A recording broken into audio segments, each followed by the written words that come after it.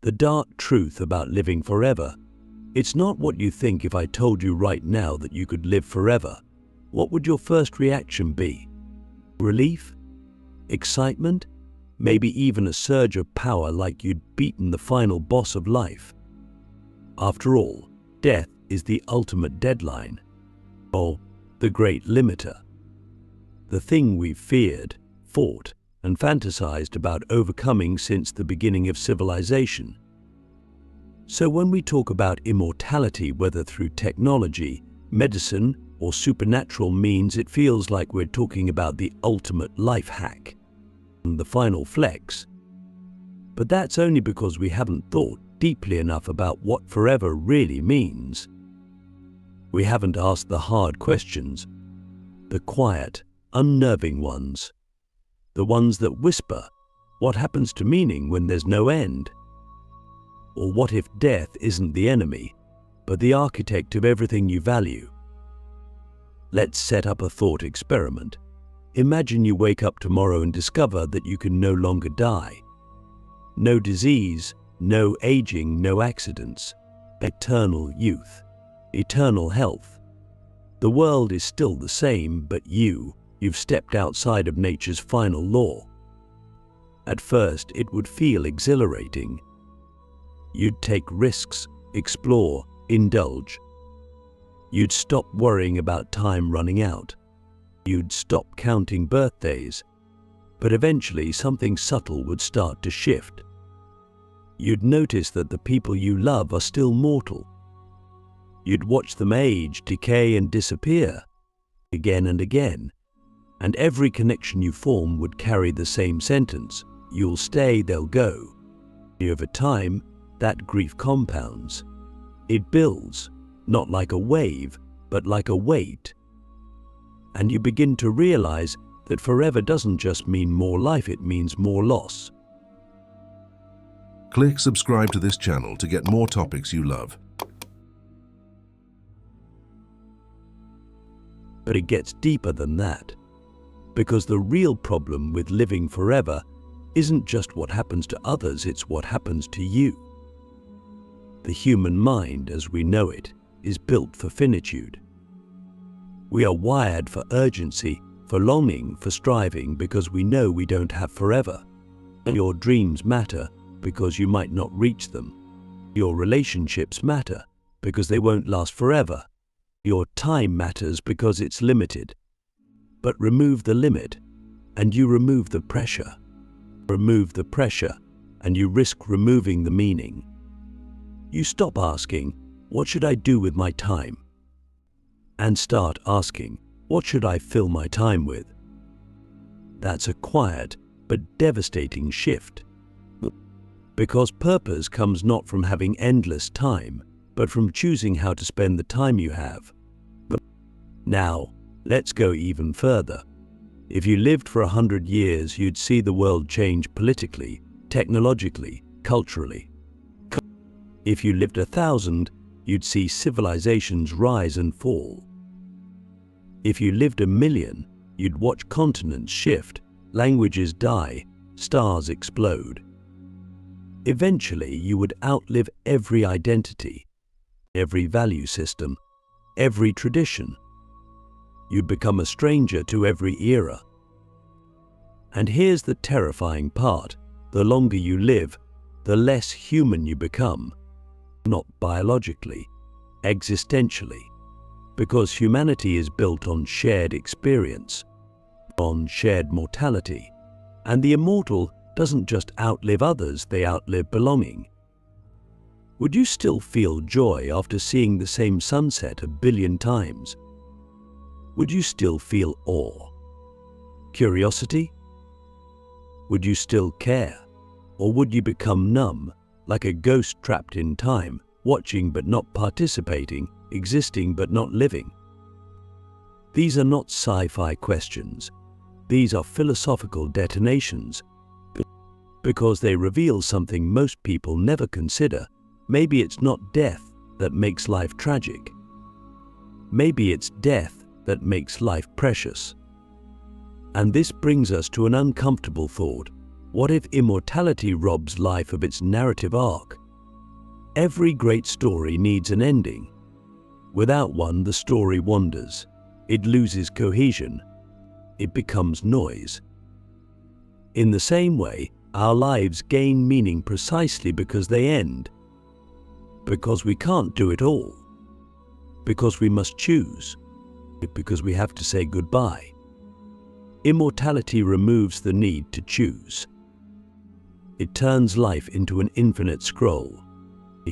And anyone who's ever spent hours scrolling knows, the longer it goes, the less satisfying it becomes.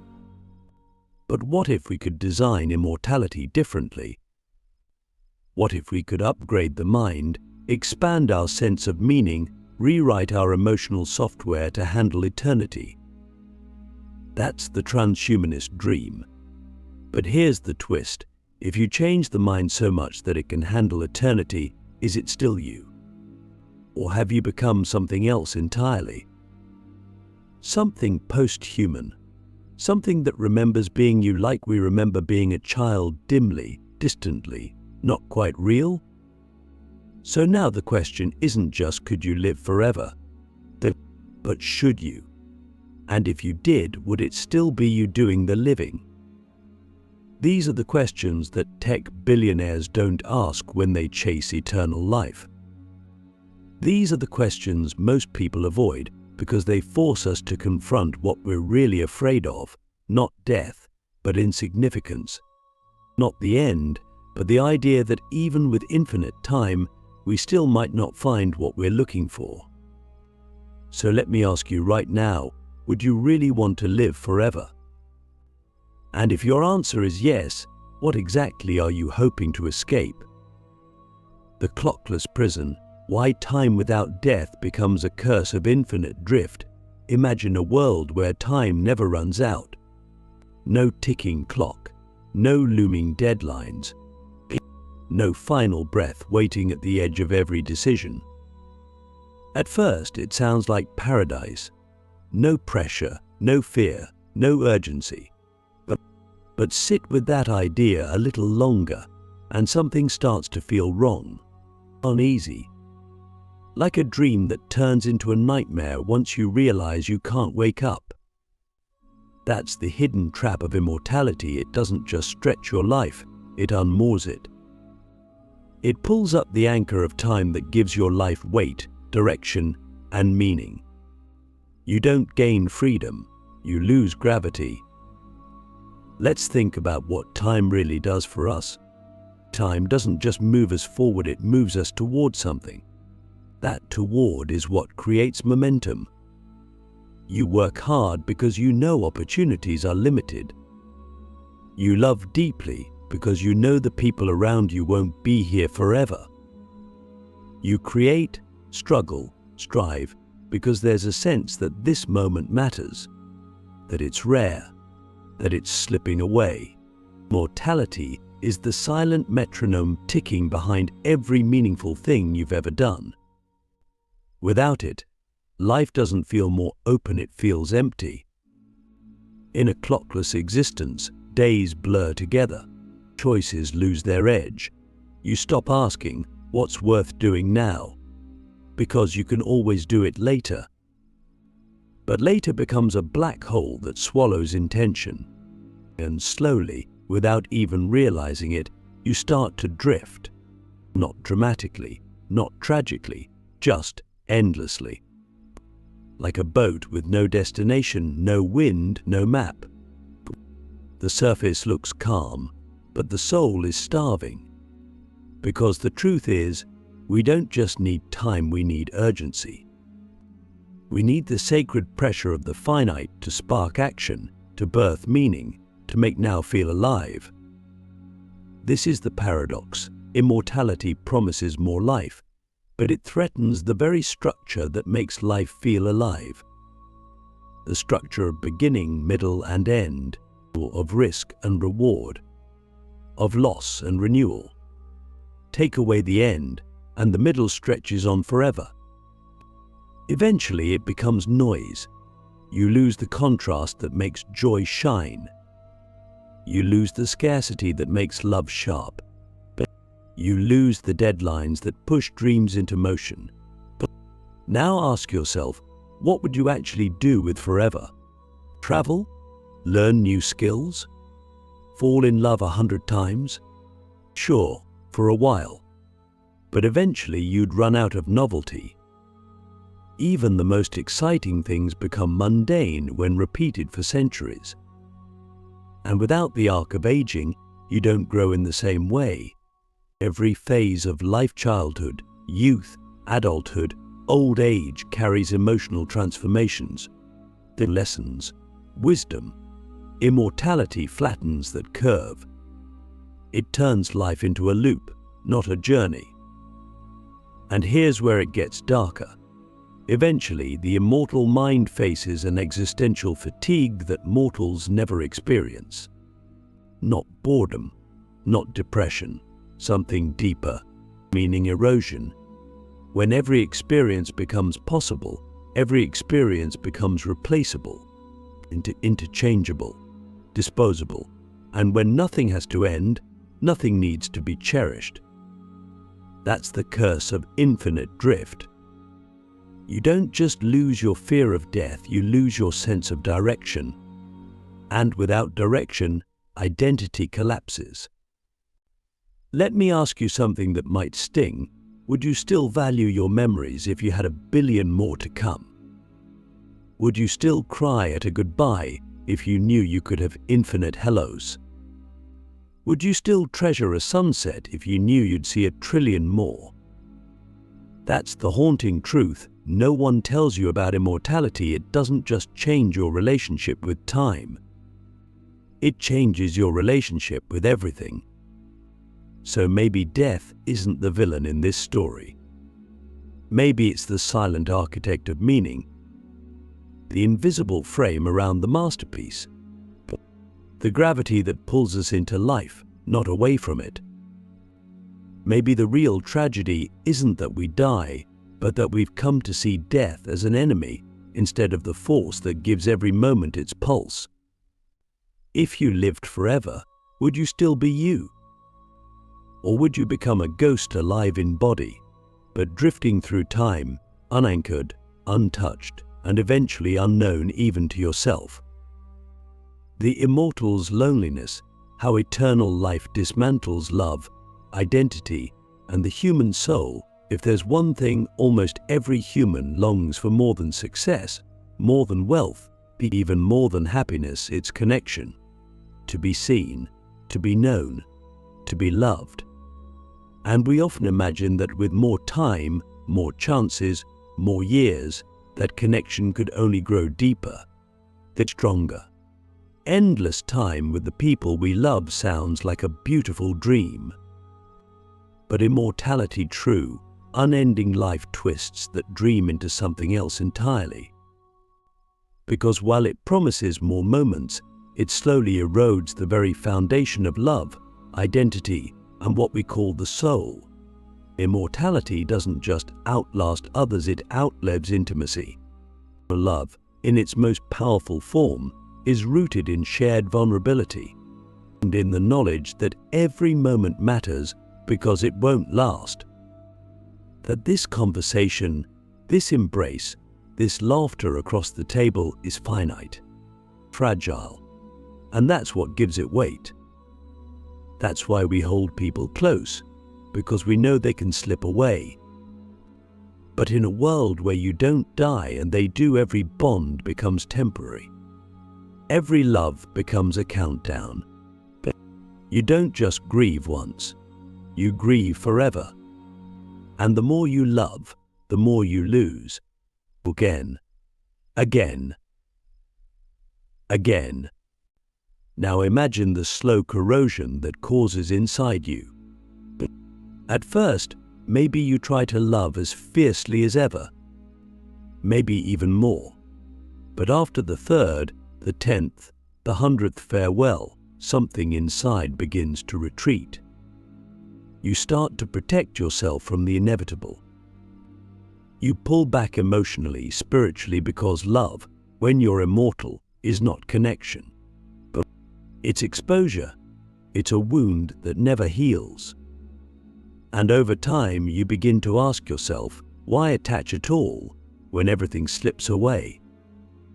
And just like that, the heart begins to close, not out of cruelty, but out of survival. And then there's your own identity. Who are you really? Most of us define ourselves by the arc of our lives, childhood dreams, adult responsibilities, the wisdom of age. But if you live forever, those arcs dissolve. You're not a child, not an adult, not an elder. You're all of them, and eventually none of them. You shed identities like old skin, careers, beliefs, even personalities. You reinvent yourself out of necessity. But reinvention without reintegration leads to fragmentation. And eventually, you don't just lose others, you lose yourself. How many times can you start over before your sense of self becomes diluted? When you've lived through 10 cultures, 10 eras, 10 lifetimes, who are you now? What do you hold on to? What do you still believe in? Immortality promises continuity, but it delivers disintegration. It doesn't preserve the soul, it slowly dismantles it. This is where the soul, the deepest essence of what makes us human, begins to suffer most. Not because of pain, but because of hollowness. The immortal soul becomes a witness to the world, but no longer a participant. It sees everything, remembers everything, but feels less and less. And what is the soul without feeling? Without awe? Without that sacred ache that reminds us we're alive? The soul, without death, becomes less a flame and more a flicker, endlessly burning, but slowly dimming. And perhaps most tragically, you begin to forget what it meant to be mortal. You forget the taste of urgency, the beauty of fleeting joy, the trembling gift of a goodbye. You forget what it means to be human. Because humanity is not just defined by consciousness or will or biology, it's defined by our relationship to time. And when you step outside that relationship, you step outside of humanity, but not upward, not forward, just outside, a stranger to the world you once belonged to. So let me ask you, what is love if you know you'll always outlive it? What is identity if it must constantly dissolve and reassemble? And what is a soul if it can no longer feel the weight of time pressing against it? The final illusion, why chasing eternal life may be the deepest death of all. Here's the irony that haunts every immortal dream. The more we try to cheat death, the more we risk losing what makes life worth living. We imagine that eternal life is the ultimate victory over decay, over fear, over the unknown. But in chasing that victory, we may be running straight into a deeper defeat. Because what if immortality isn't life extended, but life emptied? What if the pursuit of forever is not a triumph over death, but a surrender to something far worse, a hollow existence without urgency, without depth, without soul? Let's be honest, much of our desire for immortality is driven by fear. Fear of the unknown, fear of non-existence, fear of losing control. And so we tell ourselves stories that more time will fix the ache, that more years will bring us peace, that if we just live long enough, we'll finally understand who we are. But that's the illusion. Time alone doesn't heal. Time alone doesn't bring wisdom. Time alone doesn't give life meaning. Attention does. Love does. Presence does. And those things don't require forever, they require now. We think that by extending life, we'll finally be able to do all the things we put off. But the truth is, the people who wait for forever rarely do anything at all. When there's no deadline, there's no discipline. When there's no end, there's no urgency. And without urgency, even the most beautiful dreams fade into background noise. You lose the sharpness, the hunger, the fire that comes from knowing your time is limited. And that fire is what drives art. It's what fuels courage. It's what makes love feel miraculous. And when you take away the ending, you take away the flame. So in trying to conquer death, we may end up killing something far more precious, our ability to live fully. Because to live fully is to feel the weight of each moment. It's to know that every yes costs something, that every goodbye is real, that every breath is a miracle not promised again. And when you remove that weight, when you flatten the arc of life into an endless line, you don't get more life. You get less of it, less meaning, less wonder, less you. And here's the final twist: death, the thing we run from, may be the very thing that gives us the chance to be fully alive. It's the frame that turns chaos into art. It's the silence that makes the music sing. It's the boundary that gives shape to the human experience. Without it, we don't become gods, we become ghosts. Not dead, but not truly alive either. Drifting, watching, forgetting. So maybe the answer isn't to live forever. Maybe it's to live completely. To live in such a way that you don't need eternity to feel fulfilled. Maybe the goal isn't to escape death, but to integrate it. To let it sharpen your senses. To let it humble your ego. To let it remind you every day that time is the most sacred currency you have. You don't need 1,000 years. You need this 1 year, this 1 hour, this one breath fully felt, fully chosen, fully yours. So let me leave you with the question that might matter most. If you knew you couldn't live forever, how would you live today? That honest answer, is the key to everything you're looking for. And it's not waiting in some distant future. It's here, now, in your hands. Not forever, but fully. And maybe that's enough. Maybe that's everything.